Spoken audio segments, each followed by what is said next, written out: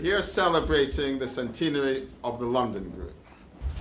In 1913, the formation of the London Group marked a turning point because it gave the opportunity for a group of artists who were forced to be on the periphery, not because of their work, but because of the stranglehold that the establishment had, basically through the Royal Academy.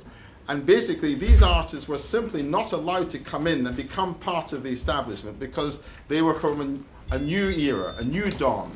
They wanted to adopt and to bring to Britain the different artistic movements and developments that were already existing and flourishing abroad, and particularly in France.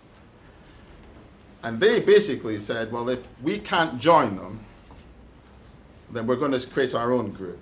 And a number of different groups came together, and the London Group was formed. And today, all these artists who were at that stage, 100 years ago, considered at best avant-garde, at worst rebellious, if not treasonous, are the pillars of our establishment. They are the pillars of British modernism. And that's what this exhibition is actually about. It's about the first 50 years of that remarkable group of artists who really did change the face and the visual face, what we see and what we know of British art. So it's a very special occasion. I want to introduce to you, if I may, the president of the London Group. What an incredible achievement it is to have produced this extraordinary exhibition. There's no better thing, really, to celebrate our centenary, and it's a huge privilege for us members who are here.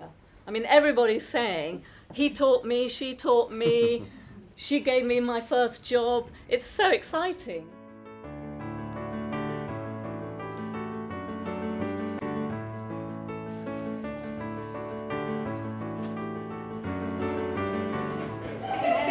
Journey, following all the threads all the way through. It's been like a gigantic jigsaw. Isn't it great when a little idea turns into something as big as this? But I think that's always what happens with exhibitions and curation, that you start literally with a concept, whether it's an idea from an individual or it's something that's written down, and you progress incrementally. And there is a huge amount of work, but it is that incremental, bit by bit by bit by bit. It's the culmination of all those things coming together kind of makes the final result, and the sort of difficulties make it more worthwhile, really, when you actually get to the end. We have this exciting show now. Wow. This evening, I think it's just been a remarkable evening. I guess we've had 300 people, maybe even more, come through the evening. The universal response is positive. I mean, everybody's talking about different works. But usually in an exhibition, people talk about one work or two works. Everybody you talk to has got a different story about a different work that's their favourite. And at the end of the day, that's what this exhibition is about. It's about 50 different works for 50 different years. And these 50 years were crucial, absolutely crucial to the whole way that we look at art and the whole way that art is presented today. So British modernism, the London Group, Uproar, that's where it is.